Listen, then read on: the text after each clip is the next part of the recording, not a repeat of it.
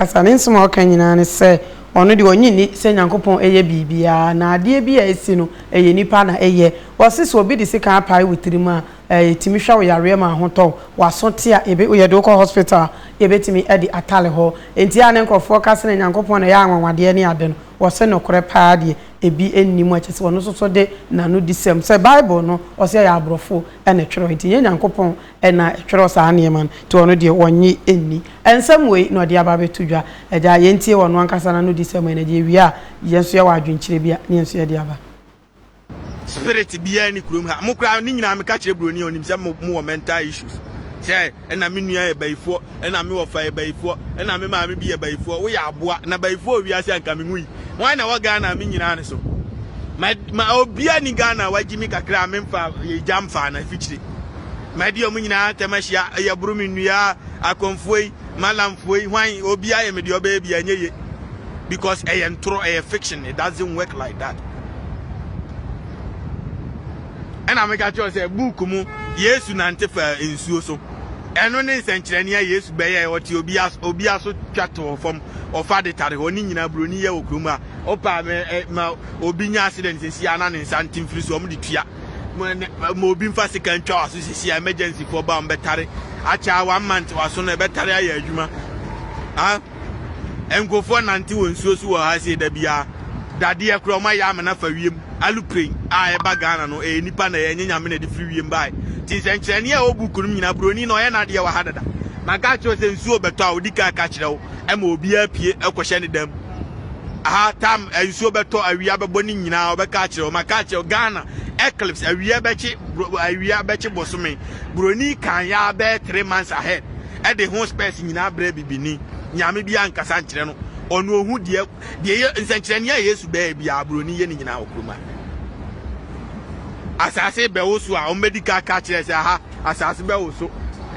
next month date say time say no ma yi nipa ni nyina afiri ho no mo de machines akoso so asase nim se be wo so a ensheki kese o mo di ka hu ni nyina nyame nya hwe nkyire obia nyame nya hwe obi as nipa na na ye enti ono no wo ko ka kire nze na Yesu be ye nsenkyerene we ade na Yesu be ye ya broni ni ntime nye waye mobile phone sesi amekasa ugina ho hwe me nso me hwe Tiri America no oti Ghana wo hwe me nso me hwe ade na Yesu bai otimi ya sanse nkyerani we bi wantimi anya bi anti sa anti tu be ka kire broni se ono no mu okoye ka okoye aluplane okoye watch okoye phone na obi akofa ni book di abrew seje udi book no kura udi ni mu krom di ni katidu anu kura Yesu mo ama mo yare nkotwa mi ko urama e free mi ko urama kire eni we'll check it out. St. Patrick's Cathedral bo share internet no so eni we mu na ye de religion ba emu ni hwan na etie mu chibron samwa hwan na chibron samwa di bi se bi obukum ni na Bible mu ni na broni na twerɛ the first Bible mu twerɛ wa chida mi ko twa kire the first Bible ayifo na de me ba man behwe Roman for no tiwe we nyina broni na na ye ni nyina religious for kwasia ni krum tourist attraction ba be wura betwa picture yenya obi antina mu nchi bronze amwa asiafo bibia wa bia broni na na ye jama mo yare on ye mam me bia adwuma na boy sini nkoye adwuma kwasia me twa nkyerɛ me ba be the first Bible introduction of Christianity into first no tetete no the ayifo ni na slave masters ni na aba aha no mbe kire Bible no makwa kire into introduction of Christianity enua wo konwa ni nyina ye nua e pa free bibi ni krom bibia wa ha bia dua bibia e dua imam nkotwa the first Bible no Yesu bi wo de se ma jimi mo se ma jimi am nso me ne mbe wie pa me American me na mu ichini ko ba bia tourist attraction beginam na twa picture free first Bible o mo twerɛ no awa ha eda ha se me kwa ku church dem first Bible and King James mu nyina 2 copy wom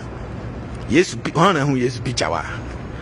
de bia wa bia statue history first Bible am de bai ni Bible ne da ho Bible ni bibia e free obi a magiska bia ha asia tibroni na okofa ni ya Yesu ba on fa nyiska bibia wakroma bia e free o se ma men kasa o me fon so enti kari baba no ayam kwase ade wo bompa nyame betia kan wo adwem obetie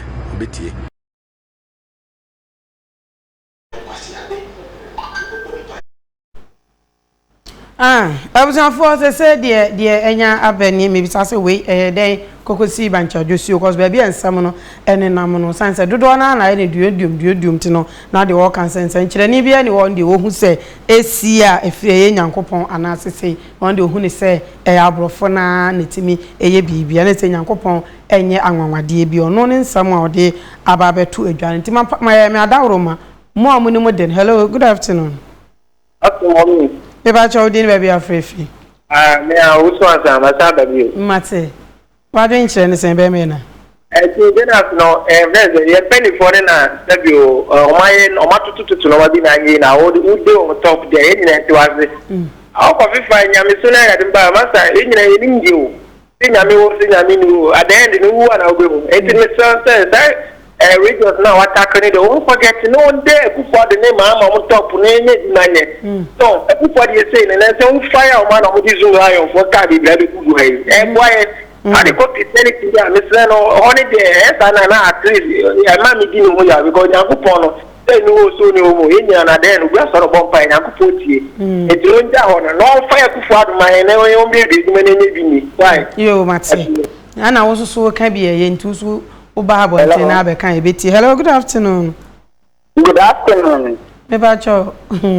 Odin we be afrefi. Okay. Me pa cho na wani. Ayo, na taba subi. Yo. Okay. King Jonas no fa be aya na ne ya bin fa be so aya na ne ya bin. Obi a se o takre dia ano den pa. E ba na se o bom penifo na mu de o mai na chi no, o bom ma chi dia. I am a job by a banner saying I'm a suicide no because I'm upon who gain on Tinas here. And on Junior coupon so on Tinas so that. And she is Tirana upon a show, the way and a bit me no me up banner so up or Nasa phone now. And she cannot want to put on what gun and telephone. She said, I'll make you no mind and make you show me out my chili my medasa. Matse meso medase pa eja said in Pimpi ya can yes ya akra ucha kontomo akese na wonka asem kese nti no. Hello, good afternoon. Hello, good afternoon. Me ba chodin baby afrefi. Your friend may akwasi me kase fe akra. Mate ba cho wie wadwo nche. Kaka me kan se amount ya yesu ye yenya akwanya kakra tutu kwa kakra. So be to me bia enema bi wa ye ka abrochi ne enema bebre wa se be enyo ba omo mutu kwan ko no omo tumi twan no so se bi omo nso omo wa abrochi ne enema se ne koso enya yenya akwanya bi ba asansi so ana yenya akwanya bi tu kwan ko ba bia eni kwa se yenchi na yefri ne ye ka me hu se yenchi ne de enya kura se at long last bibi tu sisi a osanso baba okuro mo enti de na atemdidie ne betumi de aboa wo so wo ka ma obi aye bibi ye nipa na wudi na tem de sa akra bi nso re television na ono nso share tem de free wo at the end no wo papa na wo ye no de odi replace akra bi abra boy atem de ono nso share be bo ana emoa nti wo a wo ye ade ye no de atem de sa so san ade nti wo mu nyan sa ne ma na and the social media has become common bibia na ye ye enya de be boy mo nkoso na mo adwuma ya me sha mo Eda sepa yada say science ya na yes 20 and say onwam no what to call ndru maybe a kabia na so wafa. Hello, good afternoon. Hello. Bacho Odin baby afrefi. Okay. Bacho otimi kan Odin baby afrefi. Me bacho me tunga. Bacho Odin. Hello. Yes, me. Okodi. Hello, yes, me okodi me kase free wasa iponya. Mate. Me bacho King Jonas, in fact, yeah, the papa, quite of Faswa, or yeah, we know, analysis, not a good, because I didn't know Champion. They will be a mocha crown and a hacking. I am full, maybe I'm gramming no cutting, or he fires to Galamua. Eh, woman says, I send me quite a little to me to check to see Pamuja. ɛhɔ no ɔmo paa na ɛfa baabi nya aban de mo hwee sɛ galamsey aban ka ho asɛm a ɔmo ka ho asɛm so ahemfo no ɛne kukuro a ɔmo efi ntɛm asase na ɛbɔ nhyia a yɛaba yi ɛfa bɛ plateau de ne so ankofo bi fu bi a ɔmo te no ɛbɛ kakra mpanimfoɔ de yɛbɛ hyɛ ɔmo akekaduru anaasɛ matɔkora yɛde bɛgu ɔmo yɛkyew a ne yɛde asaw ne saa mo ne wie a wobɛhunu nyansa saa mpanimfoɔ no nti ɔmmɔ paa kɛse ɛnsere baabi a ɔde ne nam ɔmpawa ɔmo yɛde yɛsusu yɛ mmɔra ntaasa no nti mekyɛ sɛ ma ɔkɔ deɛ metu si baabi a anoma kɛseɛ yɛtumi nyam hwee nti mede mesusu nyina taasa akoa no akyi mate obi antimi nya ohwe enti wadaworo ma ososo se de otimi tukọ ba bia de eja na otu akọ ma mpanyini wo no ka chen se omo se niema nkoyi enti no omo mo so fix niema eyi hello good afternoon Pacha otimi nkan we di ni ba bia afefi Pacha e fe me aba no kasa fi sunyane ya no akasa dia me ni dia wie enti mitimi nkasa good afternoon e fe me aba no kasa fi sunyane mate yo ma menyi wa dwenchire yo le paso te menka mete won ka pa yo paso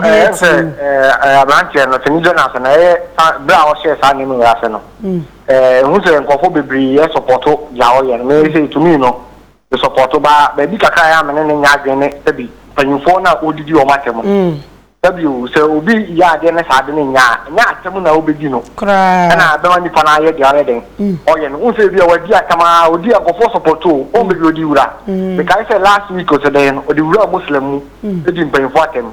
o na be bi odi wura o ye den o kako nti abranche no ahwe ya no me na be ba no so me da ma se mate me so me edase nti eja say ye 24 science ye say o pa chechede moja dodo na ade nsi ofre mu ma no eno nti afutu ye de ama no no dodo na ye kansa wonfa na wontie no asopen hello good afternoon hello Pacho din baby afrefi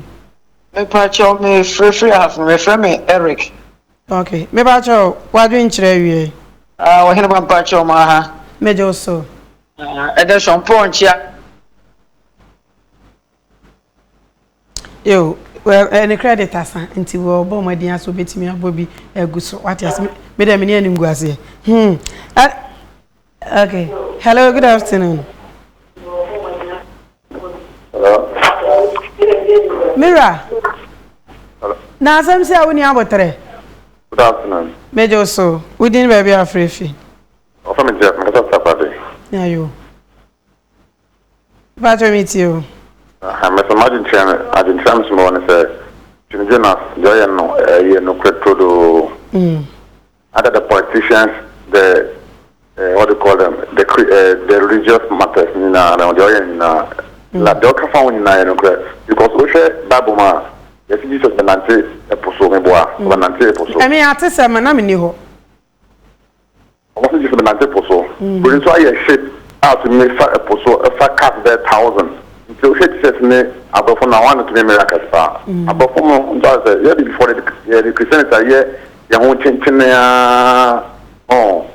something for so no mo here de o bi juma no mo jai na me so mo ne sana na me da se so be fa yire wo trim so ati asem na se nti so be sum nyame wo nsum o se ka ma wa de e she otrim so ade we de wan hwe ya nkrofo be attack o abusafo emela du se ye be kan nkrofo wo nsam so ati se na anu yo se me de ba me de kwa na wo hwe ma obi aka bi so ati ase nti ye be ka ye be di nkrofo ho konkonsa